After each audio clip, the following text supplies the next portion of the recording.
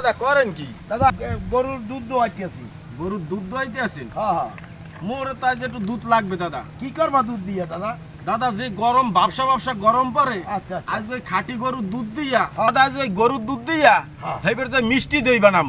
আচ্ছা হ্যাঁ দেখ মানে এই খাঁটি গরুর দুধ দিয়া মিষ্টি দই মানে খুবই একটা মজা হবে। মজা হবে না? যে গরম পড়ে ব্যবসা গরম হবে, অনেক মজা হবে, অনেক মজা হবে।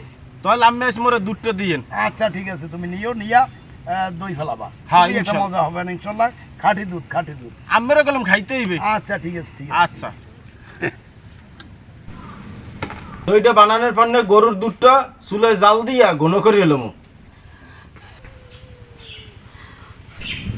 ক্যারামেল করার জন্য চুলায় পাতিল দিয়ে দিলাম চিনি করিয়া ক্যারামেলটা করে লইছি। দুধটা দিয়ে এলাম, চারটা এলাচ দিয়ে দিলাম, সুস্বাদু একটা ঘ্রাণ আইবে। জাল দেওয়া হয়ে গেছে, এখন উঠেই হেলাম।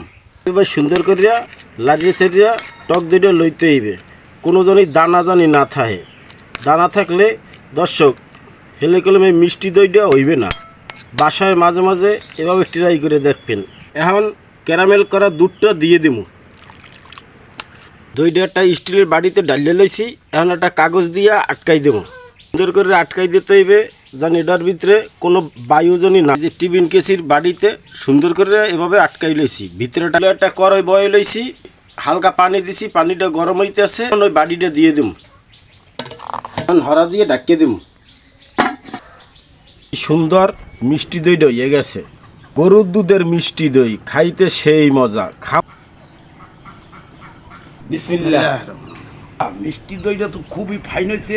এ বুদ্ধিটা তুমি পাইলে কই দাদা? ভাই এই বুদ্ধিটা কই পেয়েছি হঠাৎ করে, কিন্তু আমার বড় ভাইরে একদিন মিষ্টি দই বানাই খাওয়াম। দাদার গরুর দুধ না, একবার অরিজিনাল দুধ না, মিষ্টি দইটা বানাই খাওয়ামু। ব্যবসা গরম পরে একটা সুপার টেস্ট হইবে। খুবই একটা ভালো দাদা, খুব মজা হয়েছে। দাদা দই তো সবসময় নিজেরা কিনে না খান, কোনো টাইমে হাতে বানাই খাইছে না? এভাবে হাতে বানাই দাদা খাইনি। এই যে এভাবে হাতে বানাই এত ফাঁস খেলা বুঝতে পারিনি দাদা। খুব ভালো লাগে, খুব। দর্শক ভালো থাকেন, সুস্থ থাকেন। আগামীকাল নতুন ভিডিওতে দেখা হবে। আমি আর আমার ভাই মিষ্টি দই খাইতে থাকি।